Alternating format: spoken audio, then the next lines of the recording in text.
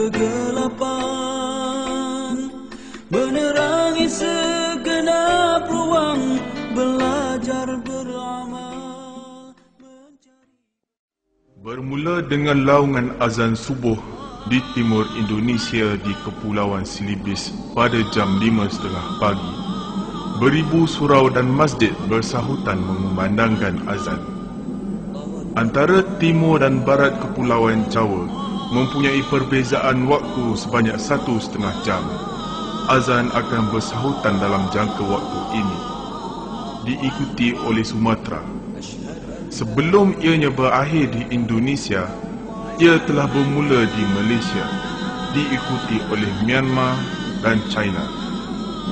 Dalam waktu 1 jam setelah ia bermula di Jakarta, azan bermula di Dhaka, Bangladesh dan berlarutan hingga ke barat India. Dari Kolkata ke Lucknow, seterusnya ke Mumbai dan Srinagar dan keseluruhan Kashmir. Seluruh bandar ke utara Pakistan juga mula mengumandangkan azan terus bersahutan. Sebelum azan berakhir di Pakistan, ia pula bermula di Afghanistan dan Muscat.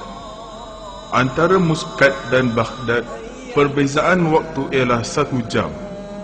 Dan dalam waktu sejam ini, azan subuh mula berkumandang di United Arab Emirates, Kuwait, Yemen, Somalia dan Saudi Arabia. Antara Baghdad dan Kahirah di Mesir mempunyai jangka perbezaan waktu juga 1 jam.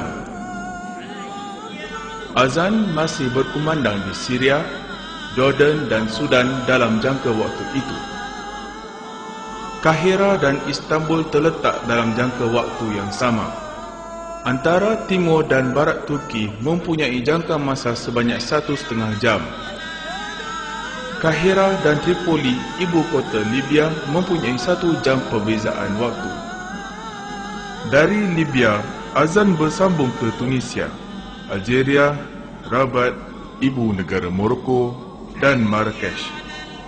Proses seruan azan berterusan silih berganti menyelubungi seluruh negara Afrika.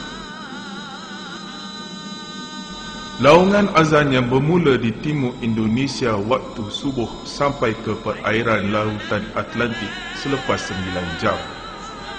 Tetapi sejurus sebelum azan dikumandangkan di perairan lautan Atlantik, ianya telah bermula kembali di timur Indonesia menandakan masuk waktu zuhur.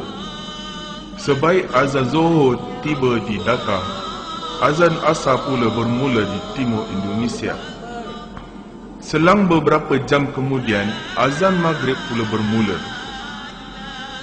Sebelum azan maghrib mula dikumandangkan di Sumatera, azan isyak pula mula kedengaran di timur Indonesia.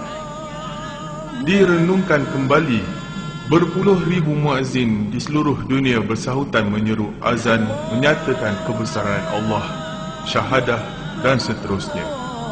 InsyaAllah, azan ini akan berterusan hingga ke akhir zaman. Laungan azan merupakan satu fenomena yang agung yang akan sentiasa bertakhta di setiap sanubari umat Islam dan juga menandakan keagungan Islam.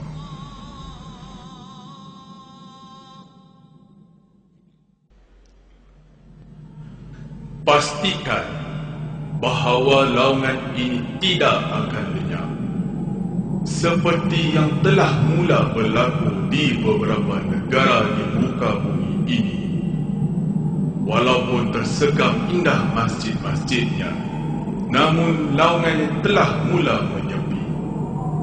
Wahai umat Islam, pastikan laungan kebesaran Allah ini tidak akan lenyap.